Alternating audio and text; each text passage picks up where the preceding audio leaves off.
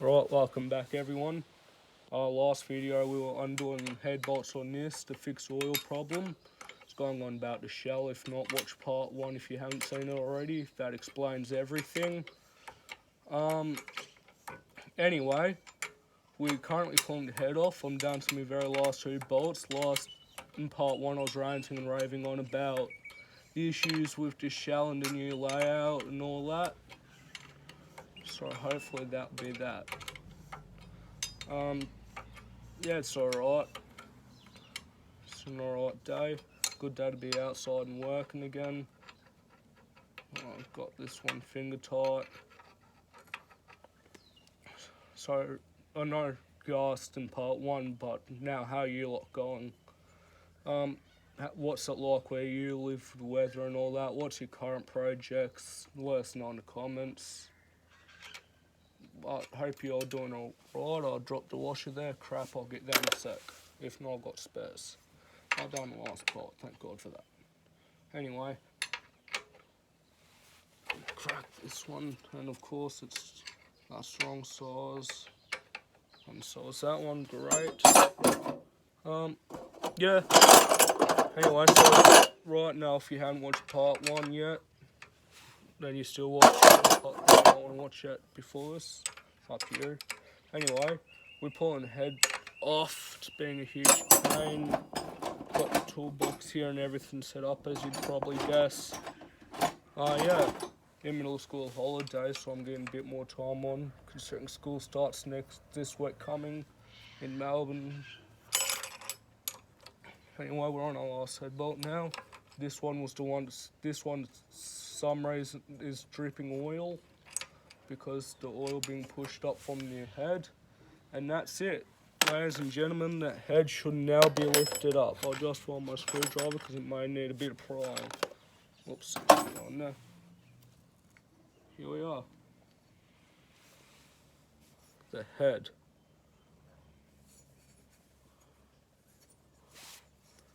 That's what the head looks like on the inside. Oh my god, the block itself is a mess. So I'll just quickly show you. That is the head. So that's the cylinder there. And these two are the valves, and this should be coming off. That's the head gasket. It should not be like that. Yes, it does look the piston is a bit worn, we'll find out, but once I get this all cleaned up. Anyway, yeah, I think it will need to be changed block.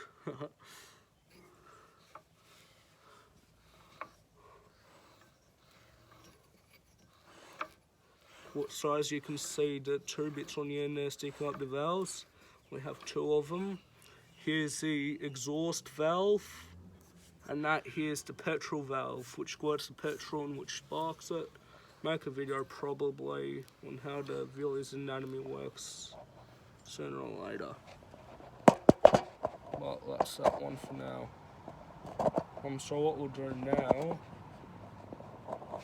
is, if I can get my phone stand up properly for you guys to see, just put that crap out the way.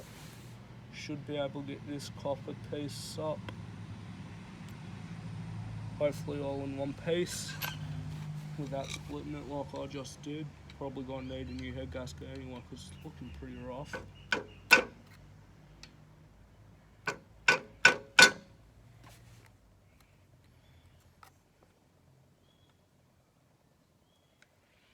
Here we are. The head gasket. Yeah, that's one rough head gasket we've got here. I'm going to have to change that in this copper. So I'll just get us a rag and we'll clean all the oil and gunk off, and we can get down to the diagnosing the issue. Yeah, that is a bit worn out, that piston. You can see in the shape. Usually wobbles a bit, but since it's Charleston oil and the new rings haven't even been embedded yet. Around here's the pits here somewhere. We'll see them a bit later on once we get to clean up. So I'll be back with you in a sec. I'm just going to find a rag.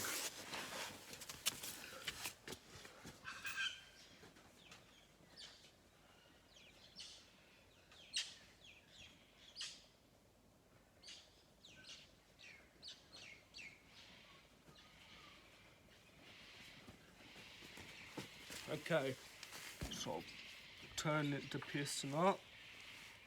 Got blue rag here. Start cleaning. No, that is not a very good looking head right here, ladies and gentlemen. I can tell you that right now. There's the gasket, goo all over it from the gasket.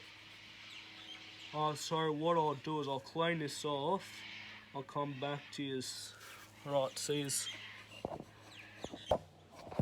Try again. I'm trying to get this damn phone thing, see? Anyway, when you're cleaning your head, you'd obviously, well, I shouldn't need to because this head was nice, pristine and clean the other day. Want to use degreaser, rag, and for the carbon and crap, you'd want to use sandpaper and probably paint scraper for the gasket go. Anyway, I've already sprayed some of the degreaser on, so I'll give that a few wipe downs now, just to get this nice and alright.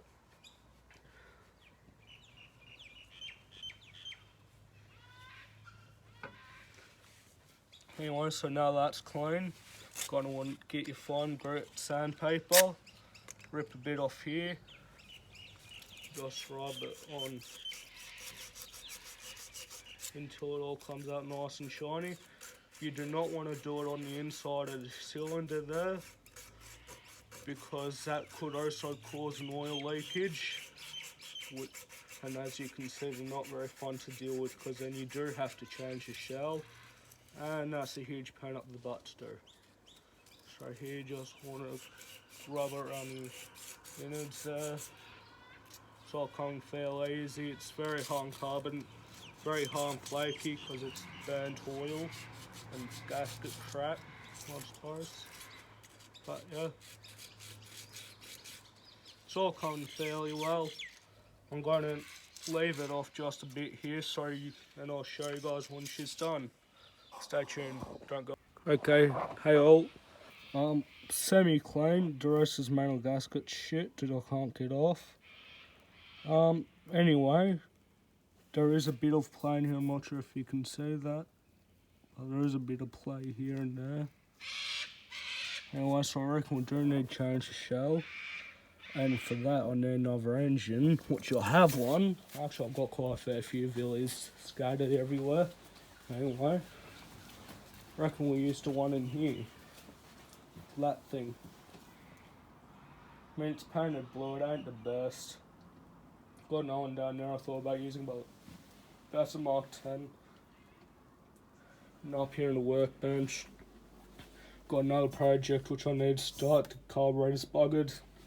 Again, that 15's just there for parts. We've got the Briggs there waiting to be worked on, and the Mark 20 back there waiting on gaskets. Yeah. Anyway, reckon I'll end the video here, both parts of it, and I'll get back to yous. Ta-ta. If you like the video, if you like what you see, keep the video channel going. Please like and subscribe, and have an awesome time until we see each other again. Ta-ta.